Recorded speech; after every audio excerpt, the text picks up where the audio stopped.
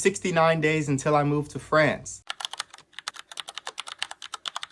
In 69 days, I will be working through the TAPIF program, where I will serve as an English language assistant to French middle and high schoolers for 7 whole months. Today is the third part of my story on how I went from zero French experience to now about to live and work in France in the span of 3 years. So in this part, I'm going to tell you about my Toulouse study abroad experience. I was in Toulouse for about 5.5 weeks, and then I was in Paris for 12 days after that. So in Toulouse, I had a host dad who was very, very traditional. He's super smart, knows a lot of history, so every time we would eat a meal, there was some history to go along with it, or every time we referenced a place or I told him about my day and what I learned, he knew the origins of where I went or just stuff like that. It was pretty cool. Sometimes it was like an information overload because he refused to speak to me in English, even though he understood it. So I came in there and I wasn't great at speaking or at listening to French. And so he comes in with all this information. He comes in just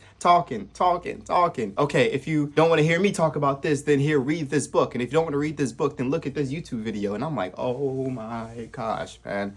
And so, yeah, I cried a few times in those first couple weeks. I cried. Just went to my room after dinner and was just sad because my brain was always active. Like when you're in a world that speaks your language and you speak the language, you can do a lot of things passively. If you want to watch a show, then you can watch the show, get up, go on your phone or go on a computer while the show is going on. You can glance up and then still know what's going on, and glance up and you can hear things passively. You can see things passively. You can read passively. If you're reading a book, you can skim it. On social media, you can just look at the subtitles fast, and you're good. But when you're in a new world with a new language that you are really trying to learn, you have to focus on every single word that you see. So it felt like everything was a chore. I would watch this show on Netflix called Lupin. It was like a chore getting through these episodes. I would put it on and try to eat my breakfast, but I couldn't really go and eat and look at the plate, because if I looked at the plate, I would have missed 2 sentences. I would have missed a whole lot of context. And so everything was just like an active, okay, let me pause this so I can focus on one thing at a time, which I had never done. But my host dad, all in all, was great. He is great. And when I go back to France, I am going to visit him and visit his family because they were great to me.